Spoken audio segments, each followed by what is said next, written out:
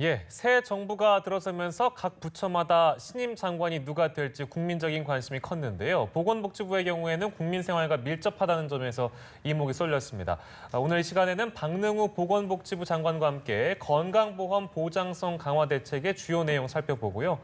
의료비 부담을 또 어떻게 낮출 수 있는지 알아보도록 하겠습니다. 장관님 어서 오십시오. 안녕하십니까? 예. 네, 취임한 지 벌써 2주가 지났습니다. 장관님께서 취임 당시에 포용이라는 단어를 굉장히 많이 쓰셨던 걸로 기억을 하는데 포용적 복지, 또 포용적 국가라는 단어도 강조를 하셨고요. 시사하는 바가 큰 것 같은데요. 앞으로 우리나라 보건복지 대표하는 수장으로서 역할이 기대되는데 한 말씀 부탁드립니다. 예. 우리나라 국민들의 건강과 복지를 맡는 그런 부처의 장관으로서 취임하면서 매일매일 막중한 책임감을 느끼고 있습니다. 우리나라가 지난 세월 동안 비교적 짧은 기간 동안에 최빈국에서 경제 세계 10위라는 대국으로 성장을 했습니다. 그런데 다른 면에서 보면 복지 측면에서 보면은 상당히 좀 낮은 수준입니다. 삶이 그렇게 많이 나아진 것은 아니고요. 노인 빈곤율이라든지 자살률은 참 부끄럽게도 OECD 국가 중에서 가장 열악한 그런 국가입니다. 그러다 보니까 지금 경제도 2만 불대를 벗어나지 못하고 벌써 12년째 계속 2만 불대에 머물고 있습니다. 저는 이것이 3만 불대 더 나아져서 4만 불대, 5만 불대로 올라가는 그런 국가 발전을 하려면은 복지제도가 뒷받침돼야 된다 생각을 하고, 그래서 전 국민이 어떤 소외된 계층 없이 골고루 잘 살면서 또 자신의 능력을 마음껏 발휘할 수 있는 그런 사회적 인프라를 만들어준 것이 복지제도인데, 그러한 것이 제가 지향하고 있는 포용적 복지국가의 기본 틀이 되겠습니다. 포용적 복지국가에서는 노동과 복지 그리고 경제 성장이 잘 어울려서 국가 발전을 지속적으로 향상시킬 수 있는 그런 복지제도라고 생각을 합니다. 포용적 복지가 무엇인가에 대해서 말씀을 해주셨습니다.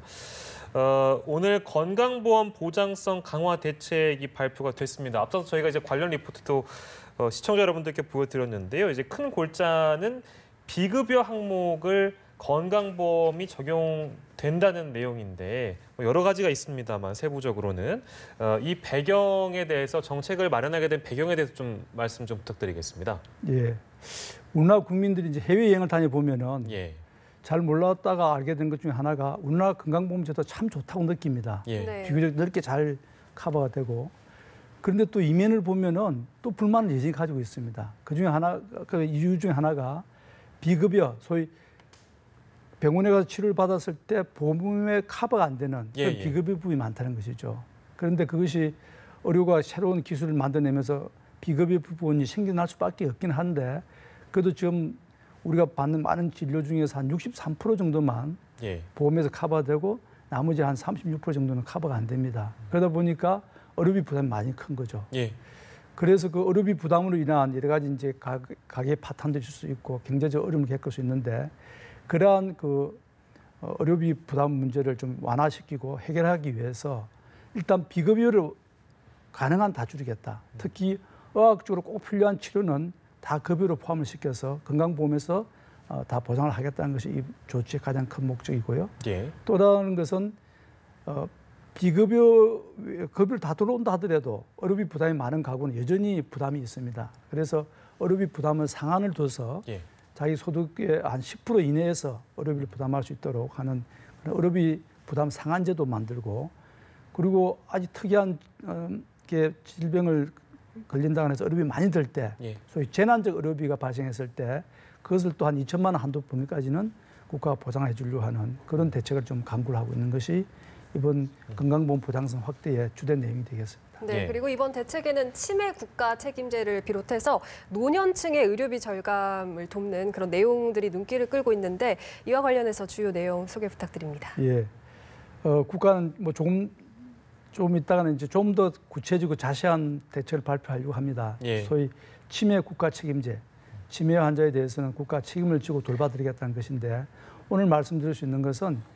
지금 치매를 진단하려고 하면 상당히 고가의 그 검사비가 들어갑니다. 그걸 건강보험에 커버를 해서 건강보험에서 이제 보장을 해주기 때문에 본인 부담 10% 정도만 하면 되는 그런 검사비가 대폭 줄어드는 게 있고요. 네. 그리고 치매로 인한 여러 가지 그 질병 치료라든지 치매 돌봄 서비스 같은 것을 국가가 이제 건강보험 내에 받아들여서 본인 부담을 대폭 줄여주는 그런 것이 주된 내용이 되겠습니다. 예. 그리고 노인들을 위해서는 그 외에도 뭐 임플란트 그렇습니다. 또 틀니 같은 것을 현재는 본인 부담이 한 50% 정도 되는데 그걸 예. 30%까지 줄여주는 그런 조치를 지금 강구하고 있습니다. 네.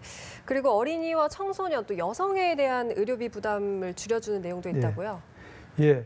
지금 현재는 또 어린이에 대한 상당히 우리가 특별한 보호를 하고 있습니다. 그런데 그것이 이제 60세 미만 아동에 대해서만 자기 본인 부담률이 10%로 되고 있는데 이제는 15세 이하 어린이들에 대해서는 자기 본인 부담률 5%를 하는 거니까 반으로 줄어드는 것이죠. 예. 네. 그리고 여성들에 대해서도 난임의 경우에는 난임에 필요한 각종 시술을 다 건강보험에 커버를 해서 본인 부담을 한 10% 정도만 하면 될 수 있도록 그런 조치를 취하고 있습니다. 예.